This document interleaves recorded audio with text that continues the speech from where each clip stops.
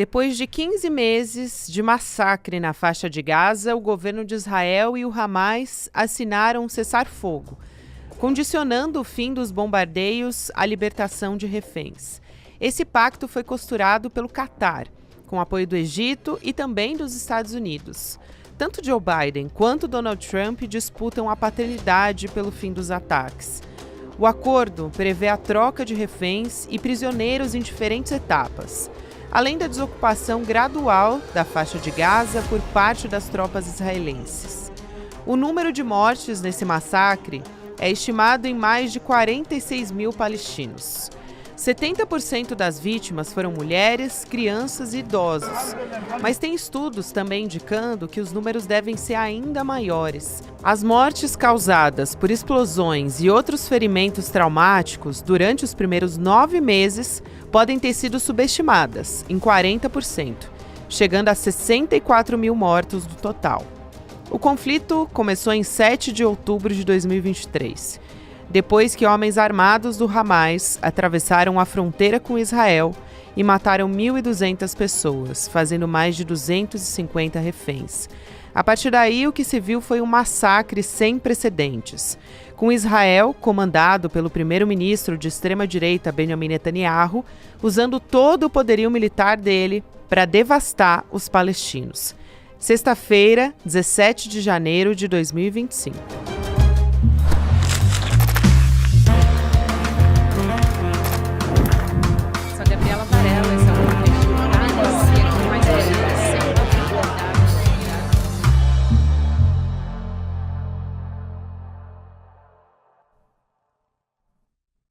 Olá, seja muito bem-vindo, seja muito bem-vinda. Eu sou a Gabriela Varelli e esse é o videocast em detalhes. Aqui, sempre com um convidado, uma convidada, a gente analisa uma temática, uma notícia importante do momento. Hoje, talvez, uma das notícias mais importantes dos últimos tempos. Vou conversar agora com João Miragaia, que é mestre em História pela Universidade de Tel Aviv, host do podcast Do Lado Esquerdo do Muro e também colaborador do Instituto Brasil-Israel. João, obrigada por aceitar nosso convite, seja muito bem-vindo, prazer te receber mais uma vez. Olá, Gabriela, o prazer é todo meu. Vamos lá, então. Miragaia, eu disse que a gente teve algumas reviravoltas, porque depois do acordo de cessar-fogo, o governo do Netanyahu divulgou um comunicado para dizer que não ia desocupar a fronteira com o Egito. Então, ele negou que tinha aceitado antes retirar as tropas do sul de Gaza. Essa reunião do Netanyahu, do gabinete do Netanyahu, na verdade, com os negociadores no Catar, para aprovar o acordo, foi adiada enquanto a gente está conversando, ia acontecer nessa quinta-feira. E também faz parte do posicionamento do governo do Netanyahu acusar o Hamas por essa crise toda. Só que o Hamas também diz, o grupo, que está pronto para aceitar o acordo. Então, o que está por trás de tudo isso e o que explica essa mudança? Bom, Gabriela, primeiramente, a gente está gravando nessa quinta-feira, né? E o acordo ele entra em vigor somente no domingo. Isso. E até lá a gente vai ver alguns discursos que vão, de alguma maneira, contradizer a parte do acordo, ou parte dos termos revelados do acordo, por interesses políticos somente. E esse não vai ser o único, a gente vai ver alguns outros. Mas o acordo vai acontecer. Uma vez que o acordo ele é divulgado pelo presidente eleito dos Estados Unidos, de maneira oficial, ainda que seja pelas suas redes sociais, e depois é confirmado através de uma entrevista coletiva pelo primeiro-ministro do Catar, não é possível voltar atrás. Os termos do acordo estão decididos e tudo que acontece em volta disso são, ou, por um lado, tentativas de conseguir melhores condições depois que o acordo já está formalizado, o que é algo comum, mas não costuma surtir muito efeito, ou se trata de discurso para ganhar credibilidade e alguma popularidade com a sua base eleitoral, que é o que acontece no caso de Israel. O governo israelense ele negou que, dentro dos termos do acordo, tivesse incluída a saída do corredor Filadélfia, que é a fronteira entre o Egito e a faixa de Gaza. No entanto, um jornalista palestino que vive em Israel, né, que trabalha no Canal 11, que é o canal público de televisão em Israel, ele conseguiu uma cópia do acordo em árabe. E ele traduziu frase a frase do acordo no programa de televisão, o telejornal das 8 da noite, do horário nobre de ontem do canal público. Ele mostrou que está prevista a retirada do corredor Filadélfia no acordo de cessar-fogo, porém, somente no segundo estágio, que é o estágio permanente, que deve ser negociado a partir do 16º dia.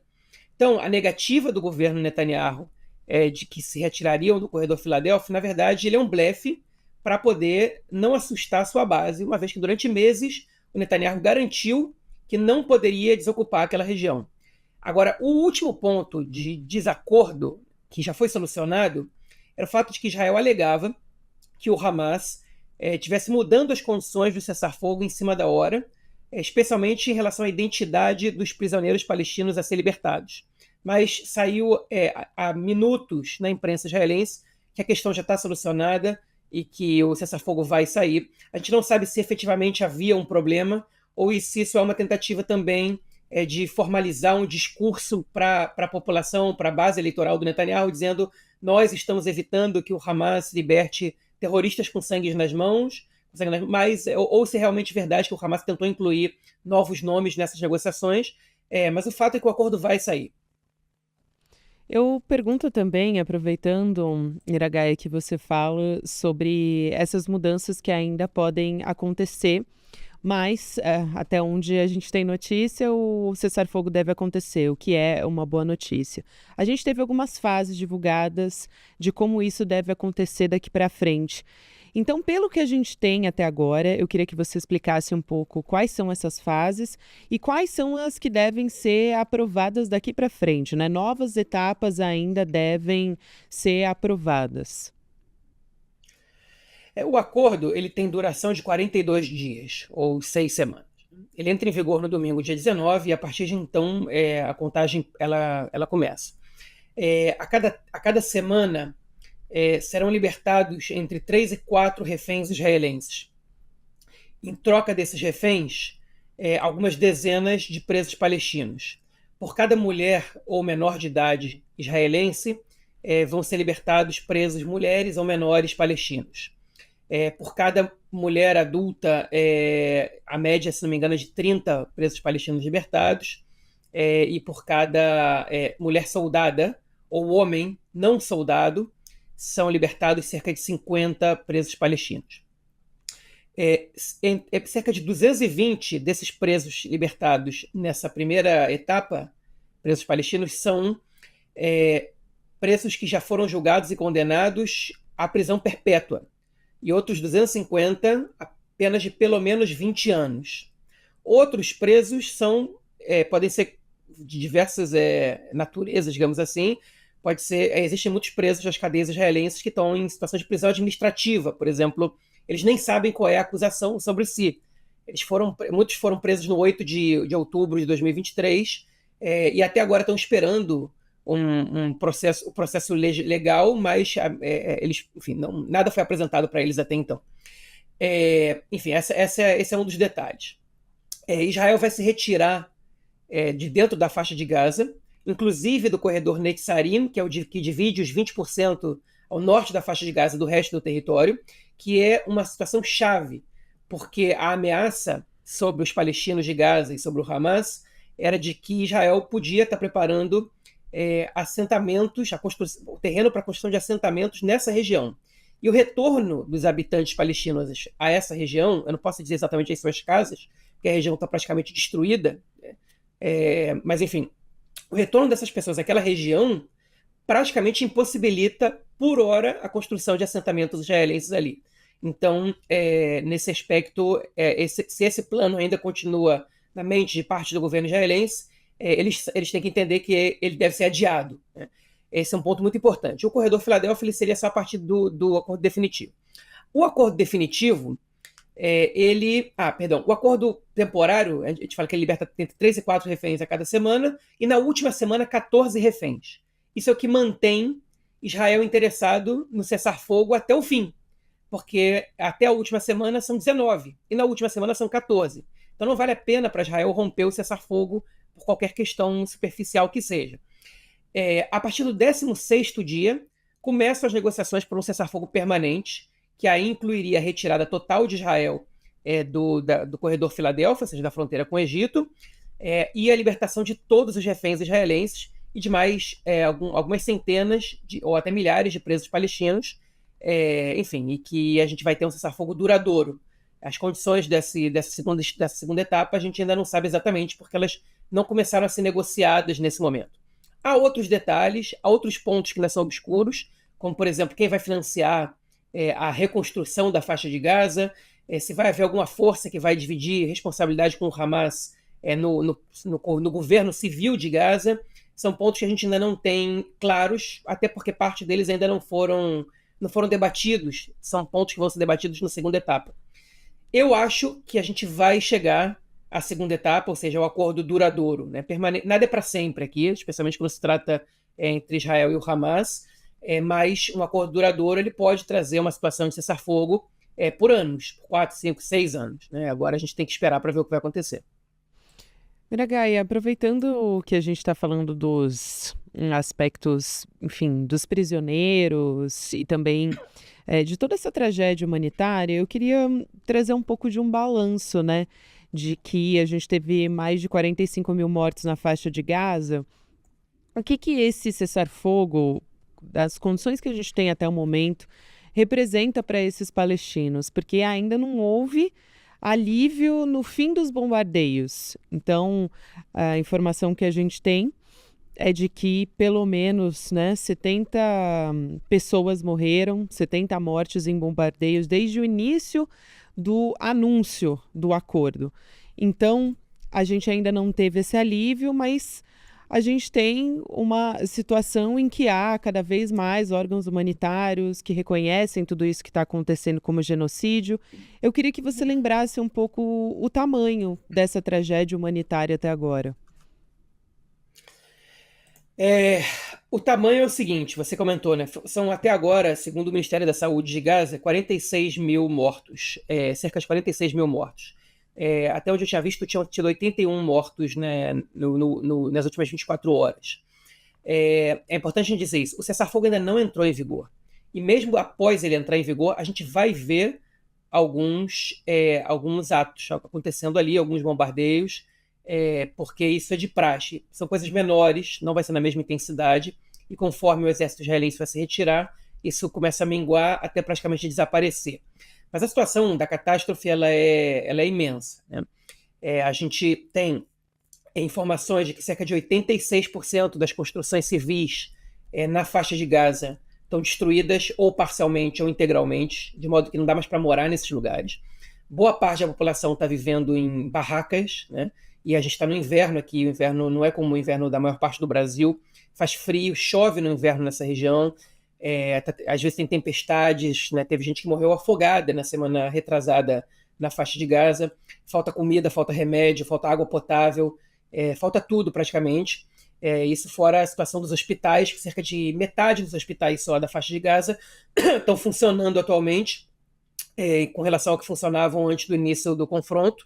E mesmo esses que estão funcionando agora, se não me engano, nenhum deles está funcionando na sua capacidade total. Então, é uma situação de catástrofe humanitária, e esse cessar-fogo representa um desafogo tremendo para essa população de Gaza. Quem relativiza que sejam 42 dias, realmente precisa observar isso com mais atenção, porque essas pessoas precisam urgentemente da entrada de ajuda humanitária, precisam que entre médicos, que entre comida, que entre remédio, que entre estruturas para que eles possam viver, escapar do frio, escapar das chuvas, tudo isso é necessário. E também existe uma situação de catástrofe humanitária que não pode ser ignorada, dos reféns israelenses. Né? A gente não sabe quantos estão vivos, e o Hamas pediu 7 dias a partir do início do cessar-fogo para confirmar quantos estão vivos. Vale lembrar que dos 6 que foram assassinados há pouco tempo, quando o exército israelense se aproximava do lugar onde eles estavam, o Hamas assassinou 6 reféns, há cerca de 4 meses, se não me engano. Uma delas, chamada Eden Yerushalmi, ela estava pesando 36 quilos, ela é uma adulta ela era uma adulta de 20 e poucos anos.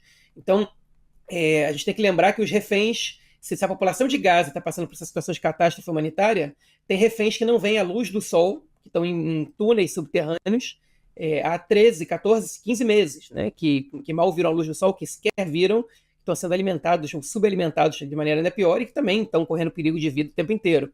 Não só por conta do assassinato iminente de membros do Hamas, que pode acontecer, como aconteceu de um guarda que resolveu assassinar um refém, como por conta dos próprios bombardeios israelenses.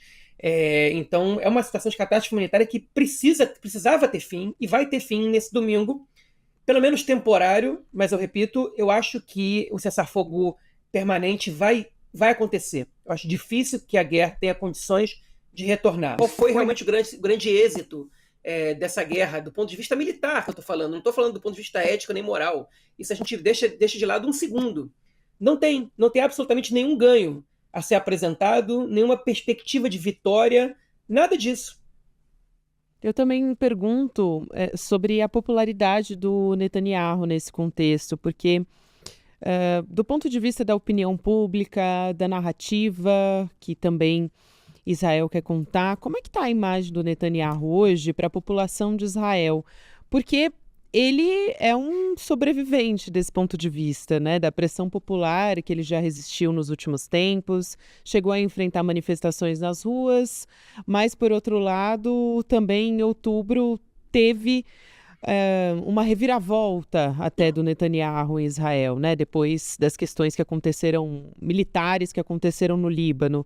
Então, qual que é o cenário hoje? E também coloco em perspectiva do ponto de vista internacional, nos outros países, se há apoio, ainda resta apoio a Netanyahu. Olha, na verdade, o Netanyahu ele recuperou um pouco da sua popularidade. Sim. Depois do confronto com o Hezbollah. Esse sim a gente pode destacar que do ponto de vista militar ele representou uma vitória para Israel, mas não foi uma popularidade que se traduziu, pelo menos segundo as pesquisas, em votos para o seu bloco. Ou seja, mais pessoas começaram a avaliar o Netanyahu de maneira menos negativa. Mas em relação aos blocos, já um sistema parlamentarista, você precisa ter maioria para formar uma coalizão, o Netanyahu ele só conseguiu tirar votos de políticos da sua própria base, né, do seu mesmo bloco político. Ele nunca recuperou o patamar que ele tinha nem antes do 7 de outubro, que já era relativamente impopular. O Netanyahu já não vencia as eleições em nenhuma pesquisa, praticamente desde que ele assumiu o governo em janeiro de 2023. São raríssimas as pesquisas nas quais o Netanyahu conseguia sequer empatar com a oposição. Então, a popularidade dele, nesse momento, ela é baixa. Isso não quer dizer que quando haja eleições vai continuar do mesmo jeito, mas até agora ele tentou de tudo e a sua popularidade, ela não... obviamente que ele recuperou, né? As pesquisas nos primeiros meses de guerra davam uma popularidade baixíssima para o Netanyahu, para o seu partido, para o seu bloco. Aos poucos ele foi recuperando parte dos votos, mas ele já não tem condições, segundo todas as pesquisas, de formar o governo. Eu não sei o que vai acontecer depois do acordo de cessar-fogo. A gente ainda não teve pesquisas hoje à noite. Talvez os telejornais de agora de noite estejam apresentando alguma coisa. Eu acho pouco provável. Amanhã, toda sexta-feira, a gente tem uma pesquisa divulgada pelo jornal Maariv. Então a gente vai ter alguma ideia, se teve algum momento, alguma mudança no momento, na tendência. Mas até a última semana não havia grandes modificações. Pelo contrário, na semana passada ele inclusive perdeu uma ou duas cadeiras em relação à semana anterior. Com relação à sua aceitação internacionalmente falando, sem dúvida o nome do Netanyahu ficou manchado para muita gente, né? E os países árabes, por exemplo, todos eles retiraram os embaixadores de Israel na esteira desse confronto. Os países árabes com os quais Israel tem relações, as negociações com a Arábia Saudita ficaram paralisadas depois do 7 de outubro, e há líderes no mundo que viraram desafetos públicos do Netanyahu, como o próprio presidente Lula do Brasil, né? O presidente da Colômbia, também que fizeram declarações públicas contra o Netanyahu e que não tinham, até aquele momento, até então, uma relação de hostilidade com o primeiro-ministro israelense, ainda que, obviamente, eles pertençam a grupos políticos opostos. Agora, a gente também tem que entender a situação, a gente tem que interpretar a conjuntura, né? Com a eleição do Trump, as coisas podem mudar. E as coisas podem mudar já ao redor do mundo. O Trump pode influenciar outras votações ao redor do mundo, e isso pode representar para o Netanyahu um fortalecimento perante outros países. Além disso, a gente tem que destacar que a posição internacional de Israel, ela hoje é melhor do que era há alguns meses, sobretudo por conta de como terminou o confronto com o Hezbollah e do que aconteceu na Síria logo depois. Uhum. É impossível dissociar a queda do regime Assad na Síria à derrota do Hezbollah no confronto com Israel. E essa realidade, ela representa o enfraquecimento do Irã, e isso aproxima Israel dos outros países árabes, os mais ligados aos Estados Unidos, como por exemplo a Arábia Saudita. A gente pode ver uma retomada nas negociações de paz entre os dois países agora, sobretudo com a chegada do Trump ao poder. O Trump ele vai tentar impor essa agenda de isolar o Irã através de um estabelecimento das relações entre os seus aliados no Oriente Médio. Isso pode voltar a acontecer. A Arábia Saudita, até hoje, sempre condicionou a criação de um Estado palestino à normalização com Israel. Ou seja, a gente só vai normalizar as relações com Israel quando houver um Estado palestino. Segundo algumas fontes, a Arábia Saudita está flexibilizando a sua posição e está admitindo estabelecer relações com Israel caso haja uma movimentação clara para que exista um Estado palestino. Ou seja, eles não condicionam a criação do Estado palestino, mas sim uma intenção de que as coisas aconteçam. O que, na língua do Netanyahu, significa que ele tem liberdade para enrolar o quanto ele puder, não construir esse Estado palestino, né, e ganhar um prêmio, né, ganhar um prêmio de consolação, um prêmio importante, que seria esse estabelecimento das relações com a Arábia Saudita. Mas eu acho que ainda é um pouco cedo para a gente falar sobre isso. Ainda vai demorar alguns meses para a gente poder entender se esse é realmente o caminho e se o próprio governo Netanyahu vai resistir. Miragai, eu também, aproveitando que você falou a respeito dos Estados Unidos e do Donald Trump assumindo agora no dia 20, o que explica essa estratégia política do Donald Trump? O Donald Trump participou desse acordo e o Joe Biden é visto, pela opinião popular principalmente, como alguém que foi incapaz de conter a guerra. Isso sem contar, claro, no governo dos Estados Unidos, ao financiamento militar, que nunca parou de acontecer. Mas eu te pergunto, o que explica esse posicionamento do Trump e se é tão imprevisível assim o que pode vir daqui para frente? Essa é uma boa pergunta. Olha, a questão, a gente tem que levar em consideração uma coisa.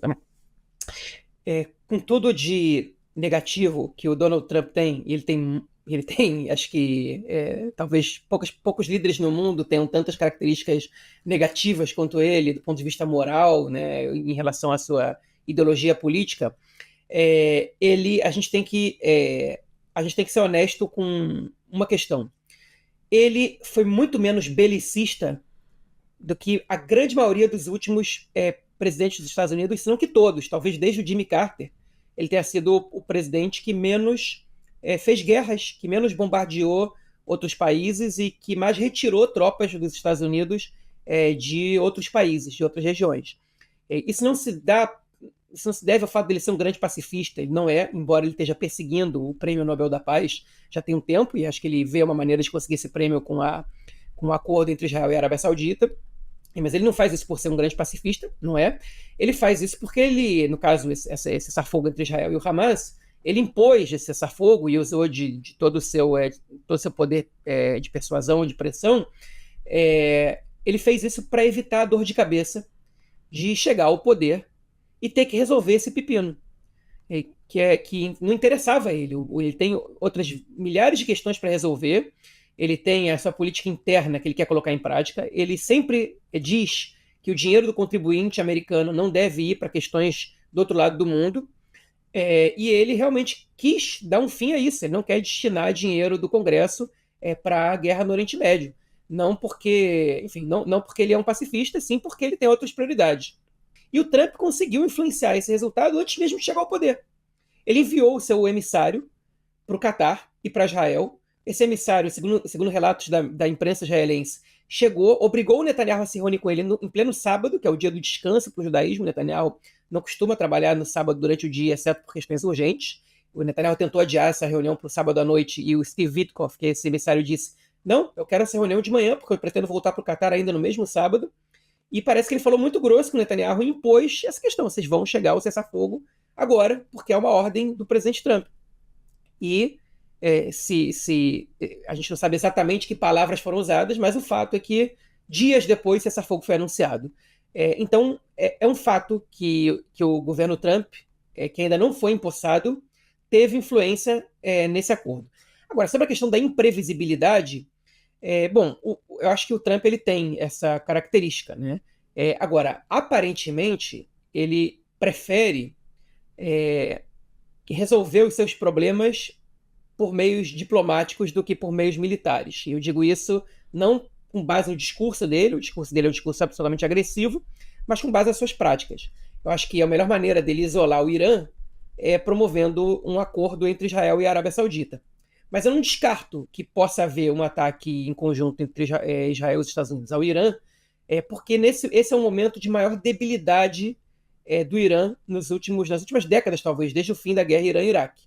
O Irã teve, segundo as fontes israelenses, 3 dessas 4 principais baterias antiaéreas destruídas no último ataque israelense. A Síria caiu, né? A Síria, que o regime Assad caiu. Israel pode realizar ataques ao Irã do próprio território sírio sem praticamente nenhum impedimento. E a gente tem um presidente dos Estados Unidos que não foi nenhum entusiasta de um acordo nuclear com o Irã, embora ele esteja dizendo outra coisa agora. Mas eu não descarto a possibilidade de que haja um ataque em conjunto entre Israel e os Estados Unidos ao Irã, e eu acho que o regime iraniano está muito preocupado com isso. Então, a gente pode ver esse tipo de cenas acontecendo, mas se você me perguntar se é provável ou não, eu acho que não, seria uma medida ultimativa. Eu acho que primeiro vão tentar outras maneiras de tentar evitar o avanço do Irã no seu projeto nuclear.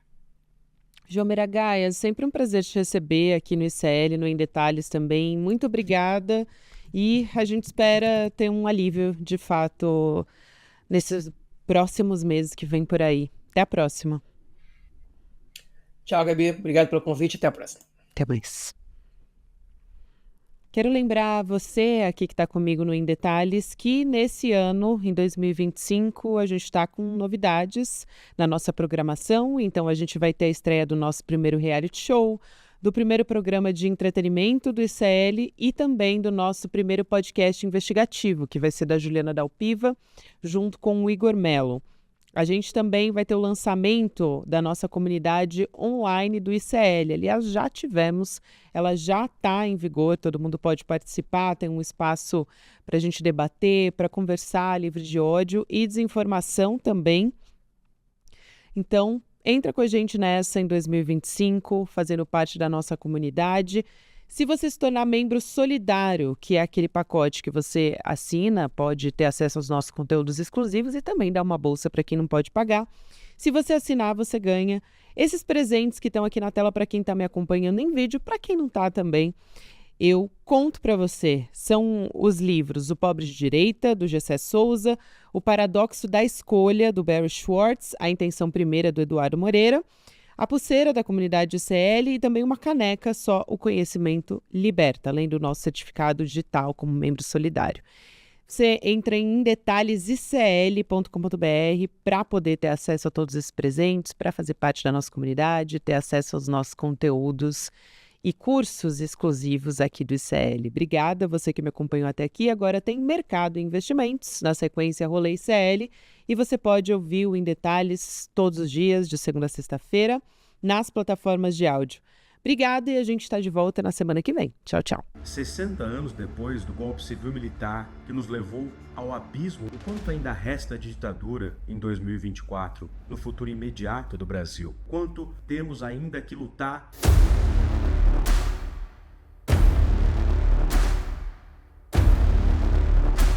É porque essa articulação golpista repetiu-se na era Bolsonaro, com a diferença de que o golpe fracassou.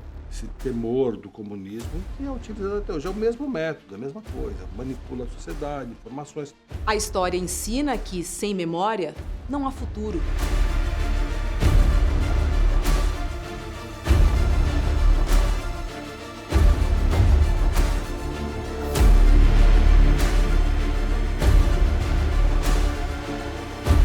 Eu acho que a evocação da memória, princípios que representavam aqueles grupos em 64, permanecem muito vivos, né? Deus, pátria, família e liberdade, né? São, inclusive, lemas declaradamente de extrema-direita.